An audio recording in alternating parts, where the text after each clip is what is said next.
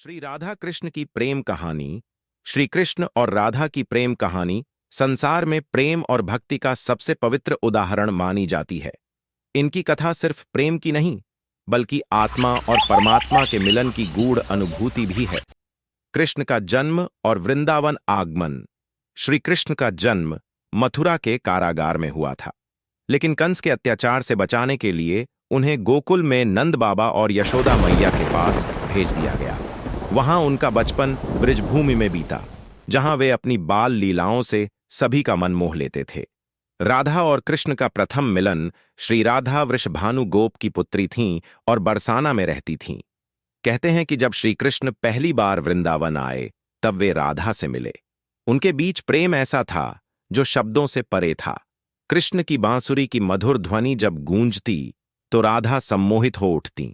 दोनों ने साथ में रासलीला रची, जिसमें समस्त गोपियां भी सम्मिलित होती थीं। लेकिन राधा का स्थान हमेशा सर्वोच्च रहा।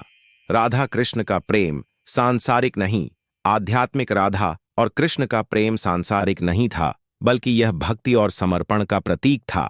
राधा ने कृष्ण को अपने हृदय में भगवान के रूप में अपनाया और कृष्ण ने भी राधा को अपनी शक्ति, अपनी आत्मा का अभिन्न अंग माना। कृष्ण का मथुरा प्रस्थान और विरह कंस का वध करने के लिए कृष्ण को मथुरा जाना पड़ा, और फिर वे द्वारका में जाकर राज्य कार्यों में व्यस्त हो गए।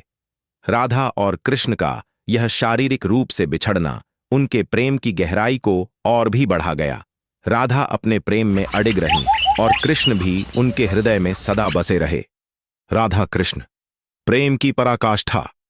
राधा और कृष्ण का प्रेम कभी विवाह के बंधन में नहीं बंधा, फिर भी यह प्रेम की सबसे ऊंची अवस्था मानी जाती है।